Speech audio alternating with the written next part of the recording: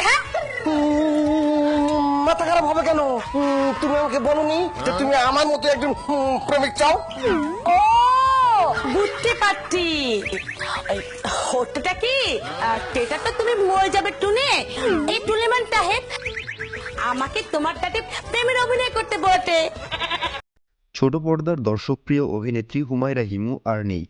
বৃহস্পতিবার 2 নভেম্বর এই অভিনেত্রী মারা গেছেন বলে নিশ্চিত করেছেন অভিনয়শিল্পী সংঘের সভাপতি আহসান হাবিব নাসিম। অভিনেত্রীর মরদেহ রাজধানীর উত্তরা আধুনিক হাসপাতালে রয়েছে। ধারণা করা হচ্ছে হুমায়রা হিমু আত্মহত্যা করেছেন। তবে আহসান হাবিব নাসিম বলেন, হিমুকে উত্তরার একটি হাসপাতালে নিয়ে গেলে চিকিৎসকরা তাকে মৃত ঘোষণা করেন।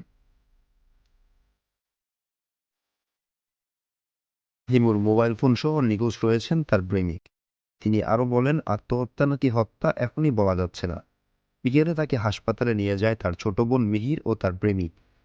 হাসপাতালে নেওয়ার পর চিকিৎসকরা মৃত ঘোষণা করেন।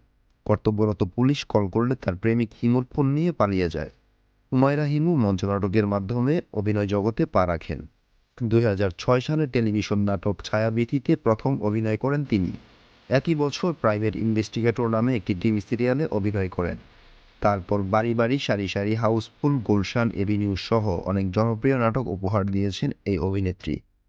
ছোট পর্দার পাশাপাশি হিমু নাম লিখিয়েছেন চলচ্চিত্রেও। 2011 সালে আমার বন্ধু রাশেদ সিনেমার মাধ্যমে এই ভুবনে তার অভিষেক হয়। মুক্তিযুদ্ধভিত্তিক এ চলচ্চিত্রে ওর চরিত্রে অভিনয় করে দারুণ প্রশংসা কুড়ান তিনি।